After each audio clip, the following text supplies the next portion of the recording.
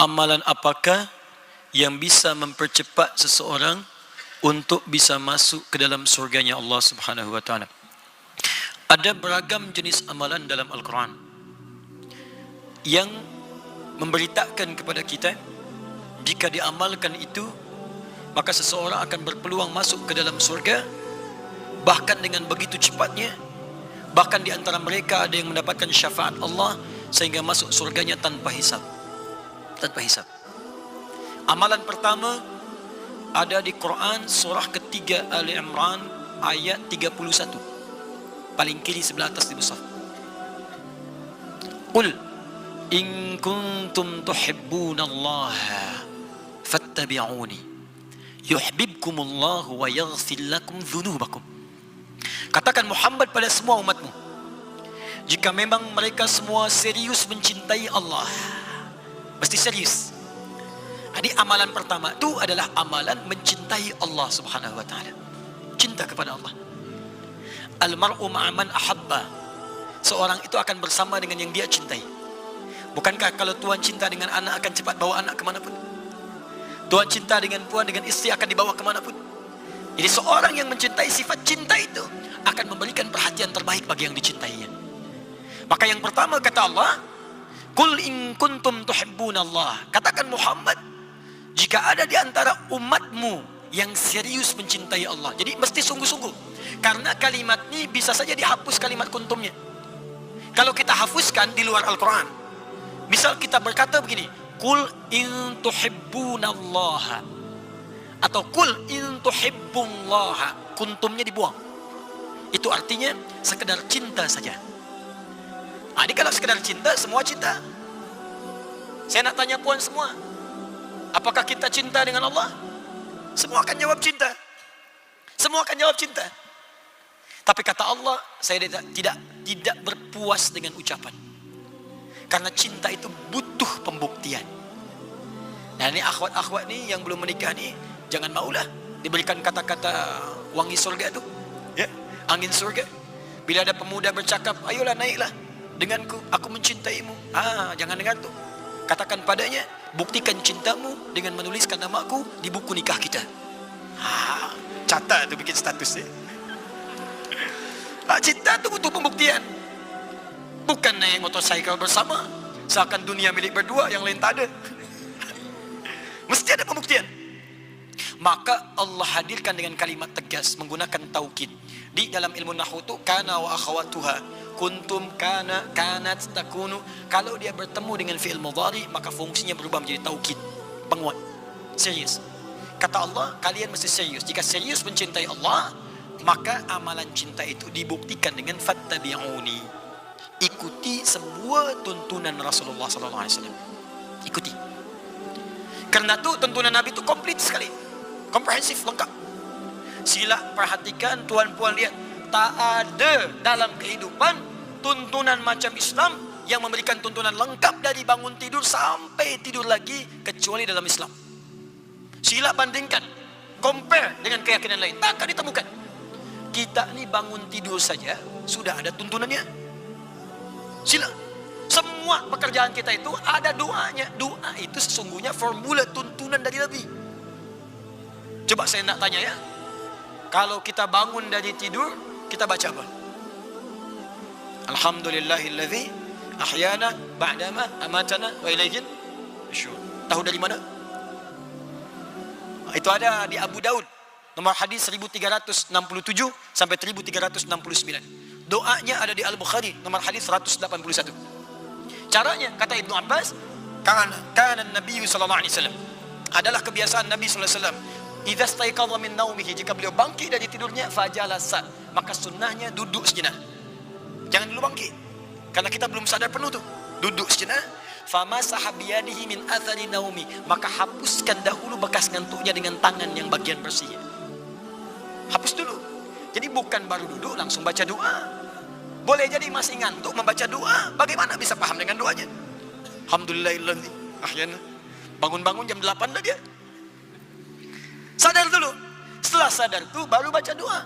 Doanya tuh diriwayatkan oleh sahabat tadi, Jundub bin Junadah, mantan perampok tadi.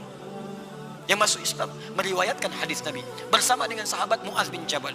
Ditemukan juga itu dituliskan oleh Al-Imam An-Nawawi. Ya, Jundub bin Junadah diriwayatkan hadisnya oleh Imam An-Nawawi dalam kitab Al-Arba'in nomor hadis ke-18, paling kiri sebelah atas di kitab ini. An Muaz bin Jabal wa Jundub bin Junadah radhiyallahu taala anhuma. Ya qala Rasulullah sallallahu alaihi wasallam, ittaqillaha haitsu ma kunta wa atbi sayyi'atal hasanatan tamhuha.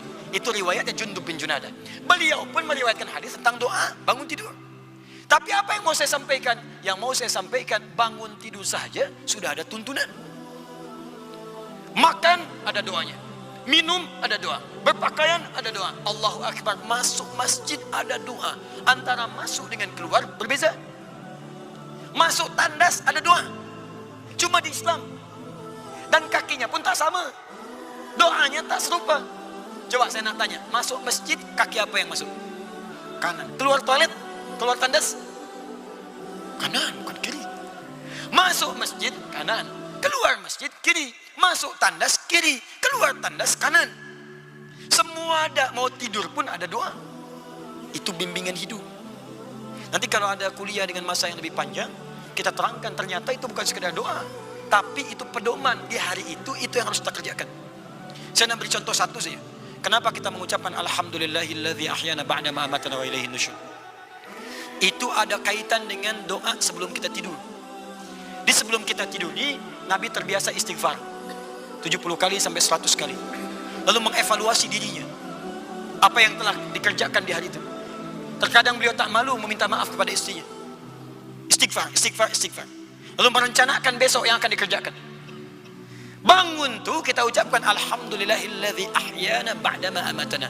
Terima kasih ya Allah, syukur Engkau hidupkan kembali hamba setelah Engkau tahan selama tidur. Ba'da ma amatana itu maksudnya wafat sementara. Kalau ba'da amatana itu artinya wafatnya bangkit dari kubur. Kalau dalam bahasa kita, ya Allah, sesungguhnya Engkau bisa wafatkan hamba dari tidur tadi, tapi Engkau berikan kesempatan lagi hidup di hari ini, ya Allah. Wa ilaihin nusyur, maka hamba berjanji di hari ini akan menyebar beraktivitas untuk mencari bekal kebaik sebelum kembali kepadamu. Nusyur itu menyebar untuk cari bekal, untuk pulang, untuk mudik, untuk pulang. Maka Anda berjanji, saya akan menyebar mencari bekal lebih baik daripada kemarin. Karena itu sebelum tidur coba dilihat dulu. Kita ini pengen masuk surga, surganya Firdaus, apa bekalnya? Tak malu pulang tak bawa bekal. Solatnya bukan cuma yang fardu 5 waktu. Anak kecil pun, budak kecil 5 tahun 5 waktu pula. Tuhan dikasih 50 tahun masih 5 waktu. Masuk surga cita-cita Firdaus lagi. Ingin dengan Nabi, solat hanya 5 waktu. Terlambat pula. Tambah rawatibnya. Kemarin saya tak solat qabliyah subuh, besok saya mesti solat. Rawatib saya mesti kumpulkan 12 rakaat. Kemarin saya tak baca Al-Quran, malu saya pulang menghadap Allah. Saya ingin baca Al-Quran, besok saya akan baca 10 ayat. Kemarin saya tak sedekah, rizki Allah kasih tapi saya sia-siakan, besok saya akan sedekah. Punya rencana dia untuk esok. Fa idza faraghta fansab wa ila rabbika farghab. Dia siapkan tuh. Itu yang dia praktikkan dalam hidup. Nah, kalau Anda bisa kerjakan tuh, maka bonus pertama Allah akan turunkan saat di dunia. Apa bonus tuh? Sebelum di akhirat. Bonus itu adalah wa yaghfir lakum dzunubakum. Ada dzambun, ada dzunub, itu berbeza. Dzambun satu dosa saja. Saking sayangnya Allah kepada hamba, dia punya sifat ghafir yang mengampuni satu dosa. Jangan sampai ada hamba datang kepadaku walaupun cuma satu dosa, aku akan ampuni. Itu ada di surah ke-40 ayat yang ketiga. Ghafiriz dzambi wa qabilit taubi. Ghafir dipasangkan dengan dzambun. Tapi kalau dzambun banyak lagi, maka dia akan berubah dari dzambun menjadi dzunubun. Perhatikan. Ada orang mencintai Allah, mengikuti tuntunan Nabi. Dia mau tidur, lihat Nabi bagaimana membimbing. Dia ingin berjalan, lihat Nabi bagaimana membimbing. Dia ingin makan, lihat Nabi bagaimana membimbing. Dia berumah tangga, dia lihat Nabi bagaimana membimbing. Diikuti oleh dia, maka apa yang pertama Allah berikan? Allah akan ampuni semua dosa-dosa yang pernah ia kerjakan selama hidupnya. Dan ciri orang yang diampuni dosa itu, dia akan dijaga selama hidupnya untuk tidak berbuat dosa lagi. Itu ciri diterima dosa kita, diterima taubat kita. Jadi kalau Tuhan pernah misalnya, maaf berdosa dengan mata nih, semua yang jelek-jelek tak seronok dilihat tuh, tiba-tiba Tuhan taubat, misalnya, ya Allah ampuni saya, ya Allah ampuni. Jangan sampai mata ini disiksa di hari kiamat. Diampuni dosa tuh, maka pandangannya akan dijaga supaya tidak nampak maksiat lagi. Begitu melihat, dipalingkan. Melihat, palingkan. Sehingga enti dengan maksiat. Ya. Nah ini seluruh ujung tubuhnya dari ujung kepala sampai ujung kaki dijaga oleh Allah sampai dia wafat menghadap pada Allah Subhanahu wa taala. Saat dia pulang menghadap Allah, cepat dia masuk surga dan langsung dikumpulkan, bahkan dijemput oleh Nabi Muhammad SAW di Telaga Kautsar. Dikumpulkan dengan 3 golongan utama yang lain. Pertama, syuhada, orang-orang syahid di jalan Allah. Bukankah para syuhada masuk surga tanpa hisab kalau dia benar? Ya kan? Yang kedua, as-siddiqin, orang-orang yang jujur. Maksudnya jujur itu apa? Dia menggunakan Al-Quran sesuai dengan fungsinya dalam hidupnya. Tidak merubah isi Al-Quran, tidak keluar dari jalur Al-Quran. Siddiqin, jamak dari kata siddiq. Orang pertama yang mendapatkan gelar siddiq, Abu Bakar as-Siddiq. Bukankah Abu Bakar as-Siddiq masuk ke surga tanpa hisab? Salihin, orang-orang soleh. Bukankah banyak orang soleh dijamin oleh lisan Nabi masuk surga tanpa hisab? Sahabat-sahabat bukankah soleh? Bukankah baik semua? Anda akan tergabung dengan orang itu. Dan semua nabi-nabi, kalimatnya nabiyin. Beberapa nabi saja, anbiya. Semua nabi, nabiyin. Surah ke-21 Al-Anbiya berkisah tentang beberapa nabi saja. Tapi nabiyin, semua nabi.